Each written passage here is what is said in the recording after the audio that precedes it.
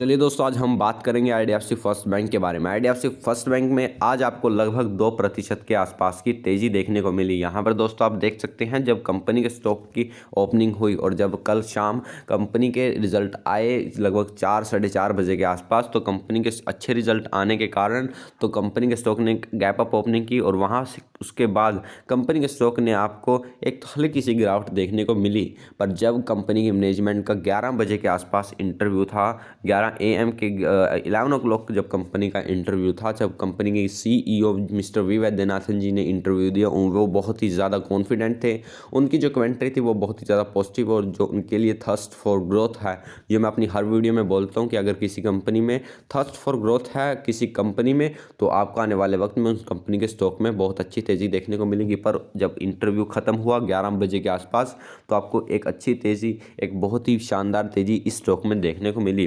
तो दोस्तों अब हम बात करेंगे कि क्या आईडीएफसी फर्स्ट बैंक के स्टॉक में आपको आने वाले वक्त में 100 रुपये के आसपास के टारगेट देखने को मिल सकते हैं। ये बात दोस्तों मैं वीडियो के एंड में आपको बताऊंगा।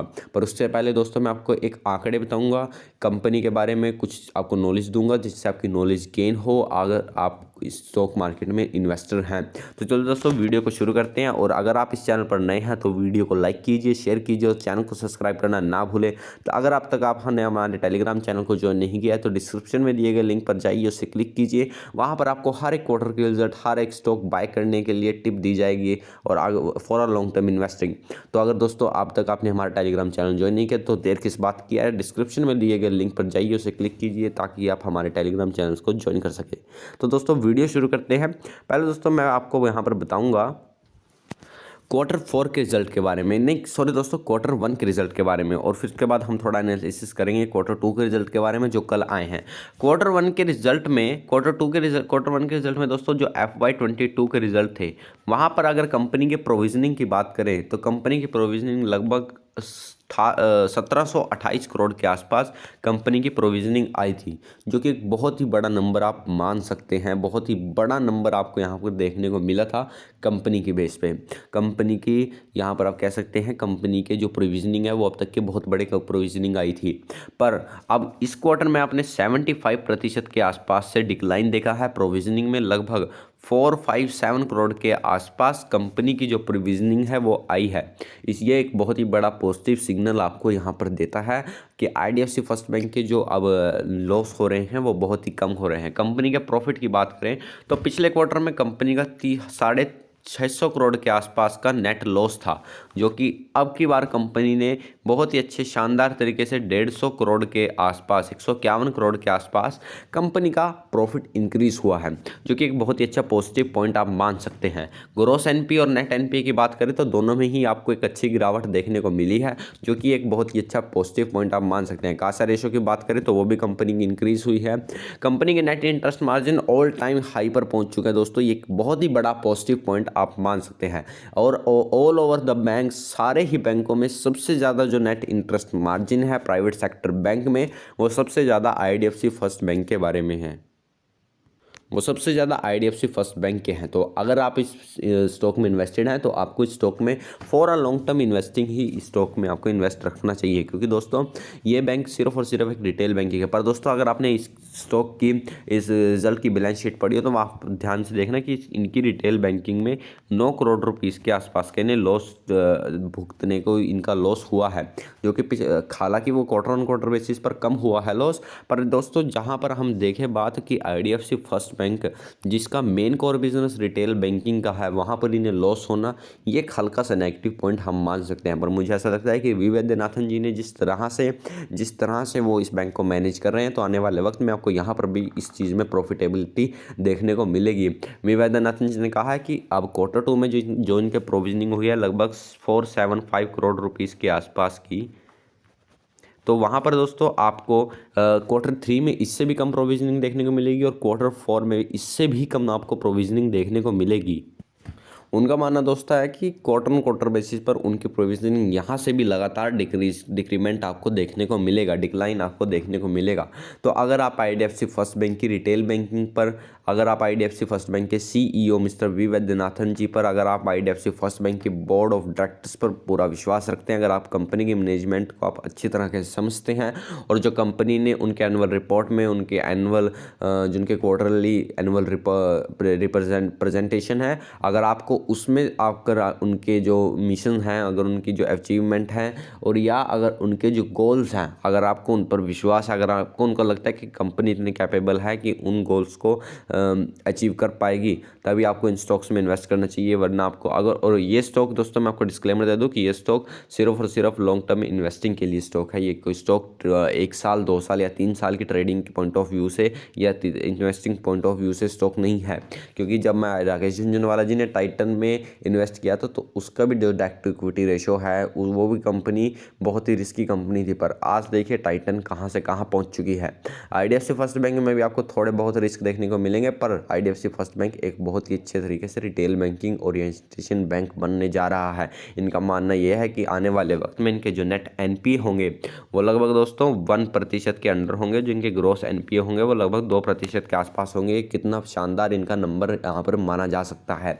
अगर आप इस स्टॉक में इन्वेस्टेड हैं तो इन्वेस्टेड रहें, छोटी छोटी क्वांटिटी हर क्वार्टर में ऐड करते रहें, हर महीने इस छोटी छोटी क्वांटिटी ऐड करते रहें, जिससे आपको पता भी नहीं लगेगा कब आप इस स्टॉक की लार्ज क्वांटिटी पर आप बैठ जाओगे।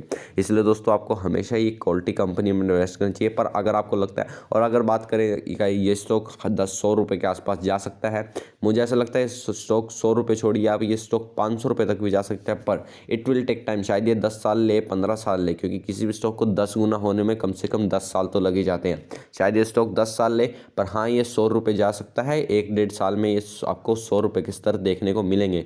तो इसलिए अगर देखें, मैंने कहा है कि ये स्टॉक में आपको 100 रुपये के स्तर देखने को मिल सकते हैं। देखिए मैं गलत भी जा सकता हूँ, आई एम नॉट सेइंग कि ये पक्का 100 रुपये जाएगा, पर मुझे लगता है कि अगर इस तरह से कंपनी अपने रिजल्ट पेश करती रही तो आपको हमेशा स्टॉक में, अगर आपको हमेशा स्टॉक में एक अच्छे टारगेट देखने को मिलेंगे। फिलहाल बात करें तो 3 महीने में आपको स्टॉक में लगभग 75 के आसपास के टारगेट देखने को मिल सकते हैं।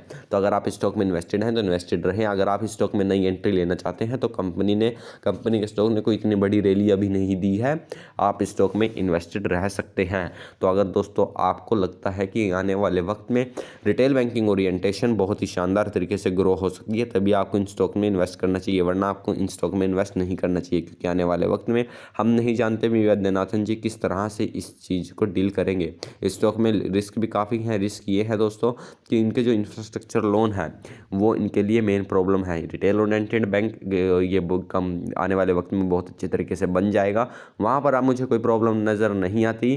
पर रिटेल जो इंफ्रास्ट्रक्चर लोन है वहाँ पर आपको इस क्वार्टर में भी एक गिरावट देखने को मिली है, जो कि एक पॉजिटिव पॉइंट माना जा सकता है।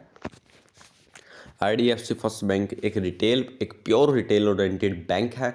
आपको इन स्टॉक्स में तभी इन्वेस्ट करना चाहिए जब आप इन स्टॉक्स को अच्छे तरीके से समझती हैं, आपको पूरी समझ है रिटेल ओरिएंटेड बैंक में। पर अगर आपको लगता है कि रिटेल ओरिएंटेड बैंक का फ्यूचर इतना अच्छा और इतना ब्राइट नहीं है, तब आपको इन स्टॉक्स में इन्वेस्ट बिल्कुल भी नहीं करना चाहिए। क्योंकि फिर आपको कोई और स्टॉक्स पकड़ने चाहिए, फिर आपको कोई और स्टॉक्स पकड़ने चाहिए। जैसे ICICI बैंक है, ICICI बैंक भी बहुत ही शानदार बैंक है। जिस तरह से देखिए बंधन बैंक ने अपने बहुत ही बेकार रिजल्ट आपको पेश किया है, पर IDFC फर्स्ट बैंक ने अपने बहुत ही शानदार रिजल्ट आपको पेश किए हैं।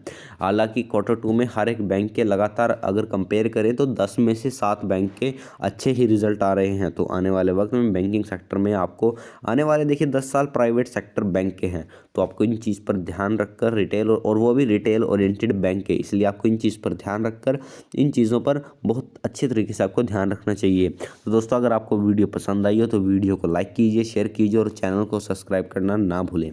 और अगर अब तक आपने हमारे टेलीग्राम चैनल को ज्वाइन नहीं किया है तो डिस्क्रिप्शन में दिए गए लिंक पर जाइए, उसे क्लिक कीजिए और आप हमारे टेलीग्राम चैनल से जुड़ सकते हैं। और रही बात दोस्तों IDFC फर्स्ट बैंक की, for a long term and only for long term आप स्टॉक में इन्वेस्टमेंट कर सकते हैं। क्योंकि मुझे ऐसा लगता है कि इस स्टॉक की जो अर्निंग इन ग्रोथ है, जो ग्रोथ अपॉर्चुनिटी है, वो बहुत ही शानदार है बैंकिंग सेक्टर में। और अगर अब तक आपने हमारे इंस्टाग्राम पेज को ज्वाइन नहीं किया, जिसका नाम है यहाँ पर दोस्तों मैं लिख देता हूँ, जिसका नाम है स्टॉक मार्केट, इतना दोस्तों मैं से लिखूँ, आप इतना हमारे चैनल को सब्सक्राइब कर सकते हैं, अपने चैनल को सब्सक्राइब कर सकते हैं, स्टॉक मार्केट फैक्ट। तो दोस्तों यहाँ पर आप देख सकते हैं कंपनी, हमारे जो इंस्टाग्राम का अकाउंट का नंबर, पेज का जो आप कह सकते हैं जो नाम है वो स्टॉक मार्केट डॉट, यहाँ पर डॉट आएगा दोस्तों, फैक्ट है। वहाँ पर आप जाइए, वहाँ पर आपको अच्छे अच्छे अपडेट मिलेंगे। तो दोस्तों अगर आपको वीडियो पसंद आएगी तो वीडियो को लाइक कीजिए, शेयर कीजिए और चैनल को सब्सक्राइब करना ना भूलें। धन्यवाद दोस्तों।